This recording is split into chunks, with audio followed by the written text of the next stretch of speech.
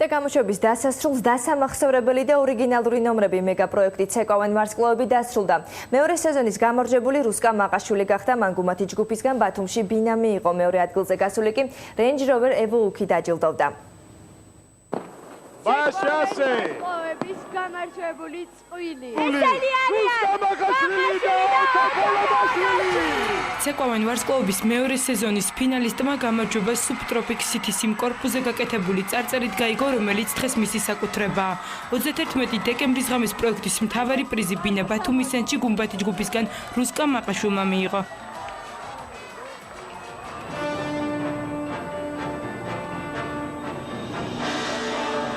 დასამახსოვრებელ და ორიგინალურ ნომრებს მაყურებლისათვის 3 თვის განმავლობაში მეორე ადგილზე გასული წვლილიც ამზადებდა.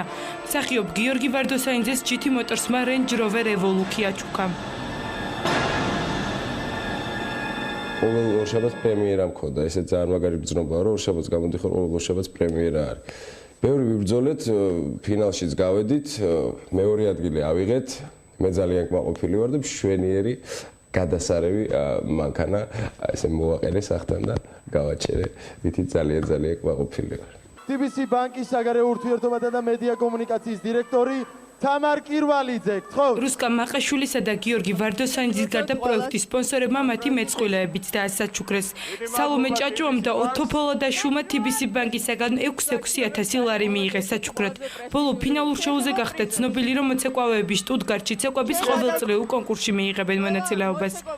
ნებისმიერი მოცეკვავისთვის, პროფესიონალი მოცეკვავისთვის ეს არის რაღაც საოცნებო კონკურსი შტუტგარტში გრენდსლემზე მოხვედრა და აგვისტოში ტარდება და აგვისტოსთვის მე და ჯულიანა იმდენს ვიზავთ, რომ საქართველოს მაინც არ შევარცხნოთ.